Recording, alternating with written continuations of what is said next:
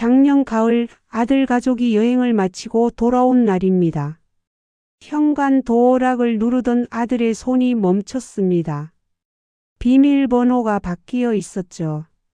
그리고 그 집은 이미 제 소유가 아니었습니다.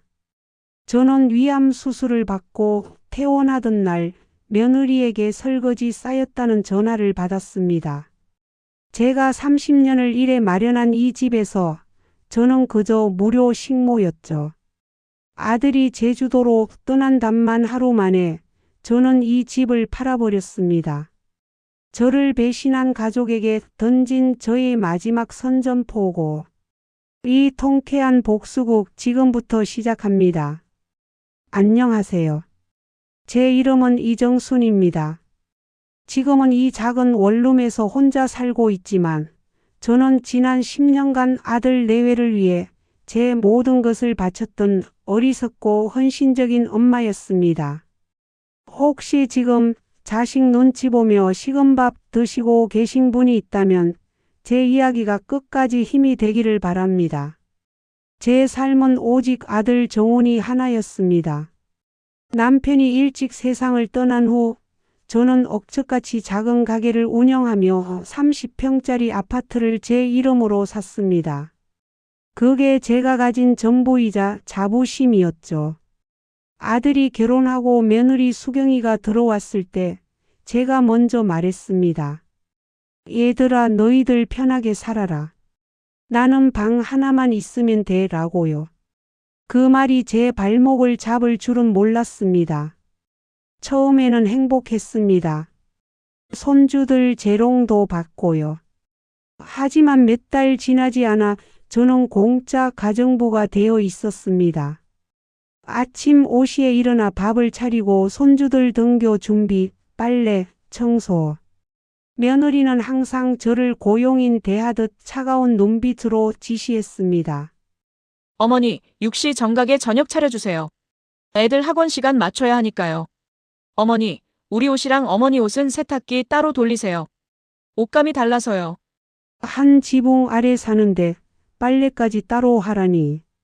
하지만 결정적으로 저를 무너지게 한 건 작년 가을이었습니다. 제가 위암 초기 진단을 받고 수술 날짜를 잡았을 때 며느리가 저를 앉혀놓고 했던 말이 제 가슴에 비수처럼 박혔습니다. 어머니, 혹시 수술하는 동안 파출부 비용은 누가 내나요? 그리고 준이 숙제 봐주실 분을 제가 따로 구해야 하는 거죠? 제 건강보다 파출부 비용을 먼저 걱정하는 며느리 앞에서 저는 처음으로 제가 이 집에 환영받지 못하는 짐짝이라는 사실을 깨달았습니다. 수술대에 오르기 직전 병실에 홀로 누워 있을 때였습니다. 아들에게서 전화가 왔습니다. 엄마, 혹시 그 집 담보로 받은 대출금 잘 상환되고 있는 거죠? 저희 이번에 사업 때문에 돈 쓸 데가 많아서요.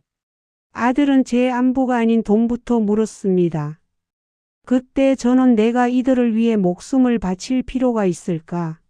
라는 무서운 결심을 했습니다. 그 결심 뒤에는 아무도 몰랐던 제 비장의 무기가 있었습니다. 저를 지탱했던 비장의 무기는 바로 이 아파트의 명의였습니다. 아들이 사업 자금 때문에 난리칠 때 저는 아들을 믿었기에 집 담보로 대출은 받아줬어도 명의만큼은 절대 안 넘기고 꽉 쥐고 있었습니다. 며느리가 증여세 아끼시라며 미룬 것이 결과적으로는 저에게 천원이었죠. 만약 그때 명의를 넘겼더라면 저는 지금 당장 길바닥에 앉았을 겁니다. 수술 당일 저는 홀로 수술대에 올랐습니다. 며느리나 아들 중 아무도 병문안을 오지 않았습니다. 옆 병상의 할머니는 아들 내외가 돌아가며 간병하는데 저는 마취에서 깼을 때도 텅 빈 병실의 하얀 천장만 바라봤습니다. 그리고 퇴원하는 날 며느리의 전화가 다시 한번 제 심장을 후벼 팠습니다. 어머니, 퇴원 축하드려요. 수술 잘 되셨죠? 아, 참. 설거지가 어제부터 쌓여서요. 집에 오시면 부엌부터 좀 부탁드릴게요. 저 약속 있어서요.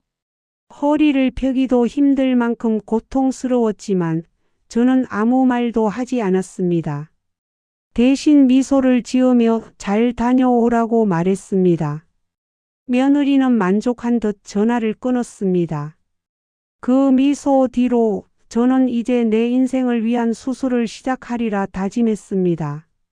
며칠 뒤 아들 내외가 제게 와서 눈을 반짝이며 말하더군요. 어머니, 저희 이번에 제주도로 3박 4일 다녀오려고요. 애들도 방학인데 계속 집에만 있게 하기 좀 미안해서요.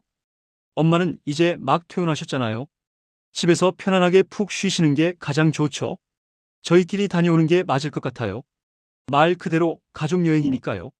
그날 밤 아들 가족이 떠나고 집안이 텅 비자 저는 그제야 뼈저리게 깨달았습니다. 나는 이들의 가족이 아니라 집을 지키는 가구였구나. 그들이 떠나자마자 저는 제 가방에 넣어뒀던 부동산 사장 명함을 꺼내 들었습니다. 저는 떨리는 손으로 전화를 걸어 숨겨왔던 제 비장의 무기를 실행하기 시작했습니다. 그 비장의 무기는 바로 이 집의 금매였습니다. 부동산 사장님은 제 가격을 듣더니 기를 의심하더군요. 형님, 시세보다 5천만 원이나 싸게 내놓으시면 어떡해요? 이 돈은 제가 못 받아요. 괜찮아. 김 사장. 이유 묻지 말고. 조건은 하나야. 오늘 계약 내일 잔금. 입주 즉시 가능한 사람으로 붙여줘. 저는 아들 내외가 돌아오기 전 단 3일 안에 이 모든 것을 끝내야 했습니다. 시세보다 싼 가격의 매수자가만 하루 만에 나타났습니다. 30대 신혼부부였는데 그들은 이 집을 보자마자 너무 좋아하더군요. 계약 당일 저는 부동산 사무실에서 모든 서류에 도장을 찍었습니다. 그리고 매수인에게서 잔금을 받는 즉시 은행에 전화를 걸어 아들 사업 때문에 빌린 집 담보 대출금을 전액 상환했습니다. 대출이 갚아지자 은행은 즉시 근저당권을 해지했고 남은 돈은 고스란히 제 통장에 입금되었습니다. 집으로 돌아온 저는 이삿짐 센터를 불렀습니다.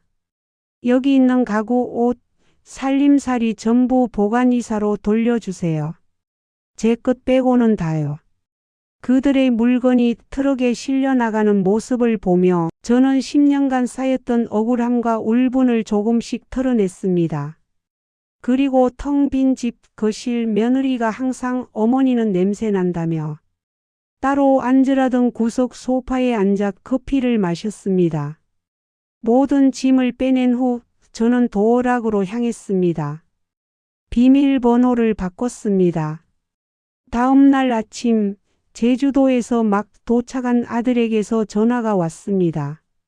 수화기 너머로 아파트 현관에서 들려오는 아들의 절규가 생생하게 들려왔습니다.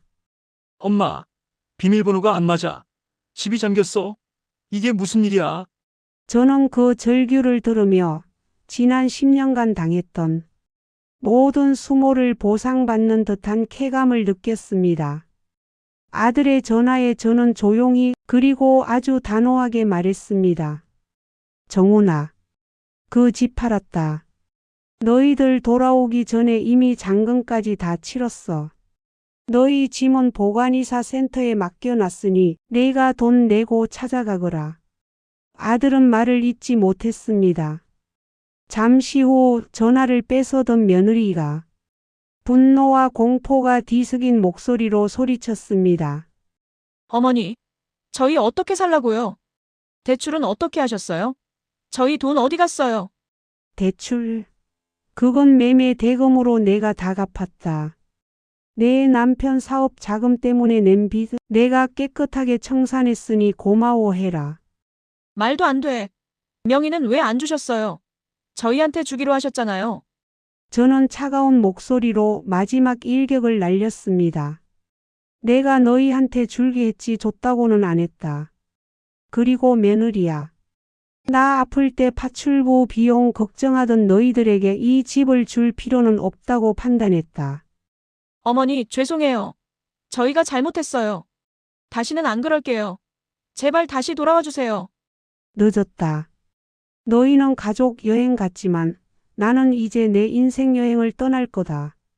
이 돈 내가 죽을 때까지 나를 위해 쓸 거다. 너희에게는 한 푼도 돌아가지 않을 거다. 너희끼리 잘 살아봐. 그렇게 저는 전화를 끊었습니다. 지금 저는 바다가 보이는 작은 오피스텔에서 살고 있습니다. 아들 내외는 몇 달간 저희 집을 찾아와 울고불고 매달렸지만 그러거나 말거나 한 귀로 듣고 한 귀로 흘린 후에 저는 제 삶을 삽니다. 허리 수술 후 며칠 만에 설거지를 시키던 며느리도 제 건강보다 돈을 걱정하던 아들도 이제는 제 삶에 없습니다.